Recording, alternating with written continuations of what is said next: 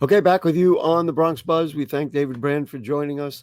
He's such a great reporter and provides such great information. We're going to bring in a guy who wrote these two books, and Positive Learning Equates Etiquette and People Learning Everyday Etiquette.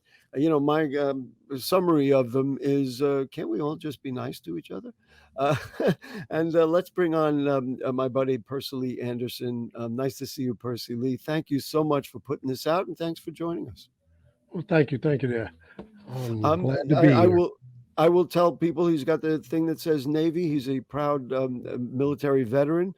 You were just telling me you served in the '80s. So just a little background about you there, and then we'll talk how we met and move it to the next step. But a little bit about your service. I think people we love and respect our service members so well.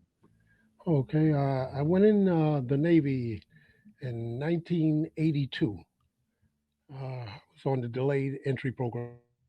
I had signed up a year before that, and eventually 82 March the 2nd, and left to go Okay, to Great Lakes, Illinois. Went New York style. Had the and haircut already and then shaped up and everything. and you served overseas. Overseas, of course, the Navy. You would assume you're going to be overseas, but Yes, where did you I serve? was stationed on an aircraft carrier, Hmm. USS John F. Kennedy. There you go. Listen, thank you for your service. Well, what gave you the idea that you ought to be writing books about etiquette? How did we go from being, one of our most valued Americans as a service member to being an author about etiquette? So interesting.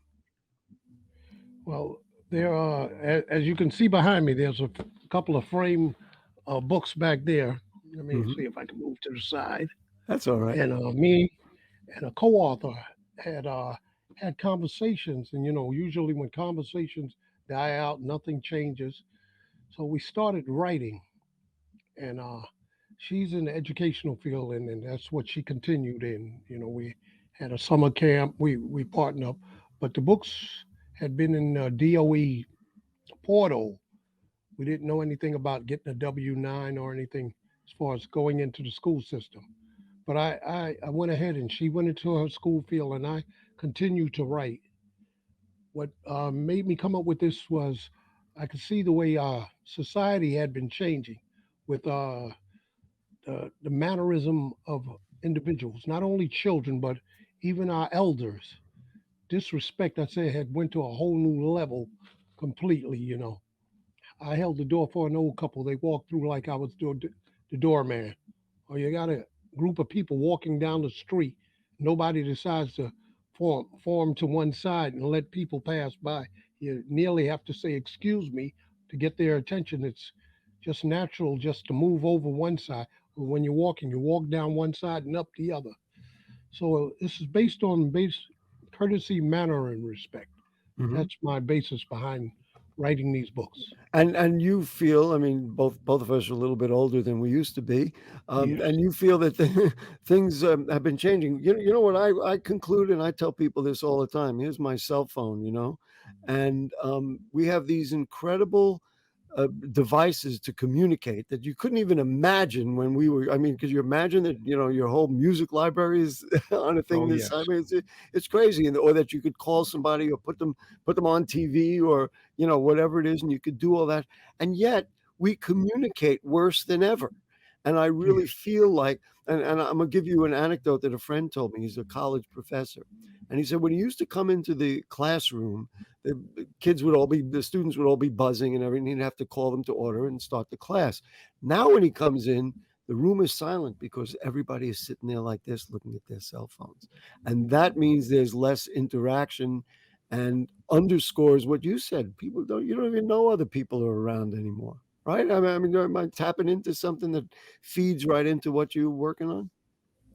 Yes, yes. Matter of fact, there's one book that me and D. Massey wrote. It's called Technology versus Old School.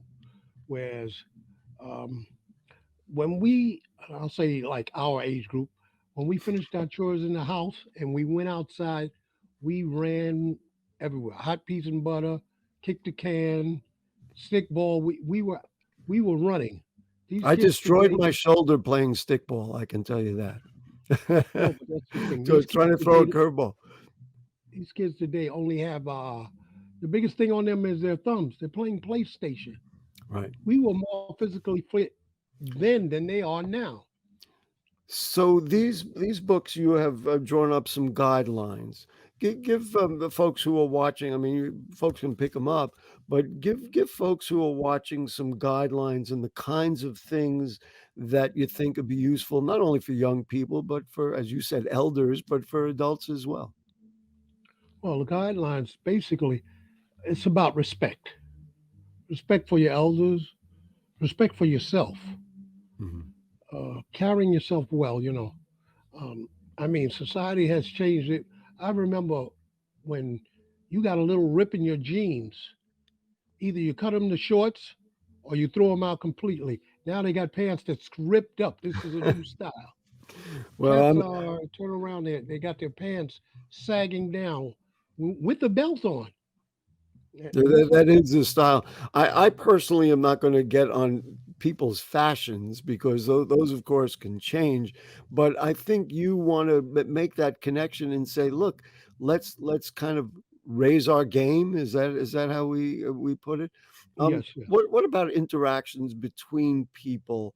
What is your advice there, and what is the kind of etiquette that you think will be, useful, um, from a community standpoint to make us happier and make us be able to get Well, along better. the basis on that there is to turn around and talk things out. Be able to communicate as individuals. Letting people know what's on your mind, how you feel. If they felt there was something that went wrong, discuss it as adults or even as individuals, not to take it to another level. I mean, society has really gone off the deep end with not respecting others others' property or personal individual selves. You've got to be able to always be able to communicate. Communication, as I put in the book, is so very vital these days. Hmm. You know, I like to talk. It's what I do for a living. But when I'm in the elevator now, I live on an upper floor. My elevator is very slow. I love it when people come in, but and I chat with them. How you doing? How's the family? What's going on? How's the weather? And I love to do that because I love to interact with people. But a Right. lot of people, they're like, or like I go to the grocery store and I'm online and I see the cashier and I say, hey, what's going on? How are you today? And then you know and the auto machines, the auto cashiers, Yeah. I hate that. I will never go to I want to talk to people, and I think that's the attitude that you're reaching into and saying, hey, be friends, be brothers, be sisters, make it work. Yeah, that's the thing. You turn around, you've got to have interaction with people, Yeah. and like you say, there's machines that you got to respond to. I don't like even when you call in with certain things, you turn around, you get that automated thing. Yeah, yeah. Give me the representative. I want to talk to a human person. Always wanna do that. What's interesting is I think a lot of these companies use the pandemic as an excuse, number 1, to lay off people, which of course bothers me tremendously, but, you'd call into the phone company, you call into, Verizon or AT&T, That's and you say, "Look, I gotta figure this out because and then you gotta go through a whole technical thing before you can find a human being, and it yeah. takes a long time. What kind of feedback, have you gotten from either friends or others about this appeal? Maybe I'm mostly interested in young people saying, "Hey, you're right," because I think Well, you are. actually, it was. I've ran into people that work in the educational field. There's been teachers. Mhm. There's been even a principal that actually has purchased 130 of each one of these books Wow. at one high school. So I know these are needed in the schools because, as I put in there, we got hit with two epidemics in the 80s, crack and HIV, which kind of knocked out a whole generation. But for those adults that made it through there and were able to come back, they learned traditions that had been handed down from our great grandparents to our grandparents to our parents to us. And during that period, boom, like I said, that generation that got knocked out for the parents that weren't able to make it back and pass on these traditional, or what we say, values. And they turned around. They didn't. These kids didn't learn. They grew up not knowing these values, became friends with their kids. And what do you do with a friend? You get mad, you get angry, curse them That's out, right. and boom. But you can become friends again. But a parent and a child, I'll say it like this, are never on the same level. There's the parent, and there's an adult. But that You is that respect your is that parents. is that ever true? Yeah. The other thing which you mentioned, and I love the fact that it went into 100 or the principal bought 130 of them. It's very readable. The book is Yeah. very readable. It's written down to earth, and I know your interest is talking to young people about making changes. A lot of it is the choices. You talked about video games versus Oh, picking up the phone and chatting with friends, or in the old days. Look, I'm like you, played a ton of stickball out there. We'd play basketball in the park and all that kind of stuff, right. and that was the way we interacted. I'll go out on a Saturday afternoon in the park, the same park that I used to play in across the street, and I won't see anybody in there. And I'm like, wait a minute, what are they doing? And you're right, they're sitting in there with their thumbs playing video games, or doing something digitally, which doesn't get them to interact. Do you have plans for doing more of this kind of thing, or what are you working on? You're promoting the books. Give me a little bit about how you view what you've done and what might be next. Well, my biggest thing is to try and, well, not even say try. I'm going to push them into the schools. I've gone to John F. Kennedy campus. It used to be high The school. John F. Kennedy High School, oh, the campus. Okay, yeah. Yes, and then I've been to a few schools. I'm like a traveling salesman. I'm going from school to school. If I could meet David Banks, that would be a blessing. We could take it straight from the top Well, and land. I will tell you, because I've been around here a while, and I know Chancellor Banks pretty well, and I know the kind of work that he did in Yeah. his own schools reflects exactly what you're talking about. I mean, Well, that would work.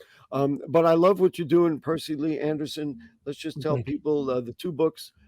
You can find them online. Not that we want to go digital, but you can Positive Well, Learning, The Place actually, to End I vend on the weekends. Usually, you can find me in front of the State Building on 125th Street. It. Okay. I'm also known as the map shirt man, as you can see. Oh, there you There's the go. Bronx there. Yeah, let me see if I got it correctly. You There got it. you We go. can see it. That's There good. you go. And I've That's done good. all five boroughs. I've done Harlem, Great. New York City. I did This Puerto is Rico.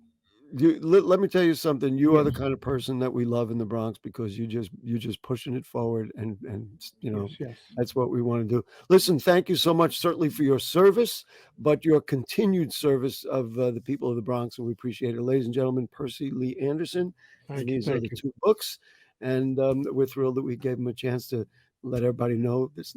Be nice, cost nothing. Thank you And so much. learn those values, so very important. Great. Courtesy, Uh, manner, and respect. That's it. Courtesy, manner, and respect. I like that. CMR. All right. That will do it for us on the Bronx Buzz. We thank David. We thank Percy Lee. And we thank you. And if the curtain don't fall and the creek don't rise, Gary will be back next week. We'll see you then. Good night.